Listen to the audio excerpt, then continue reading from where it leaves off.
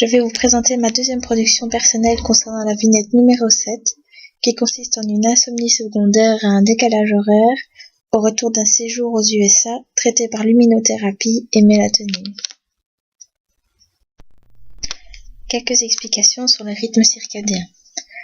Tout d'abord, il y a une détection de l'intensité lumineuse qui varie au cours de la journée par des récepteurs situés dans la couche nucléaire externe de la rétine qui sont en réalité des cellules ganglionnaires. À la réception de la lumière, ces cellules sont dépolarisées.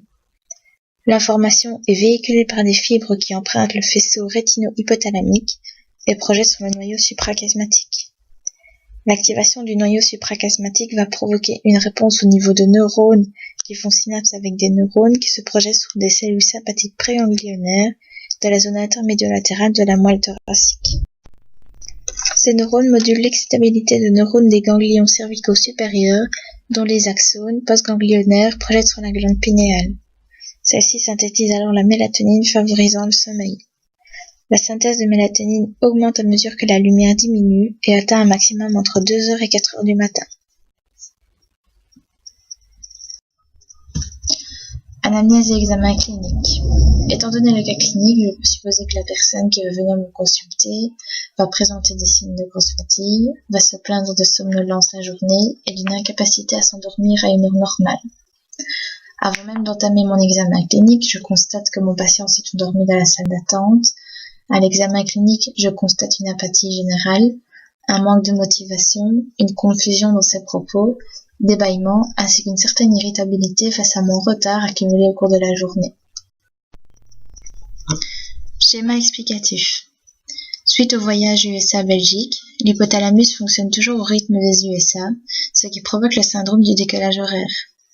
Étant donné qu'il faut un certain temps d'adaptation à l'hypothalamus pour fonctionner à ce nouveau rythme de vie, celui-ci va produire de la mélatonine en journée, ce qui va provoquer la fatigue, et apparaît une chute de mélatonine la nuit, ce qui ne favorise pas l'individu à dormir. Pour améliorer l'état du patient, on prescrit de la mélatonine à prendre le soir, ainsi que de la luminothérapie en journée pour stopper la production de mélatonine par l'hypothalamus. Alors, ce que je dirais aux patients, c'est que, en ce qui concerne votre état, étant donné que vous revenez d'un long voyage et qu'il y a une grosse différence de fuseau horaire, il faut laisser le temps à votre corps de s'adapter au rythme de vie de la Belgique. En effet, vous possédez dans votre cerveau une petite horloge biologique qui, quand elle reçoit la lumière, empêche la production d'une substance qui vous fait dormir.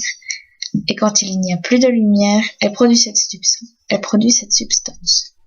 Cependant, cette horloge, lorsqu'on la perturbe un peu, il lui faut du temps pour s'adapter. Ce qui fait que lors des premiers jours, elle produit cette substance au moment où il ne faudrait pas dormir.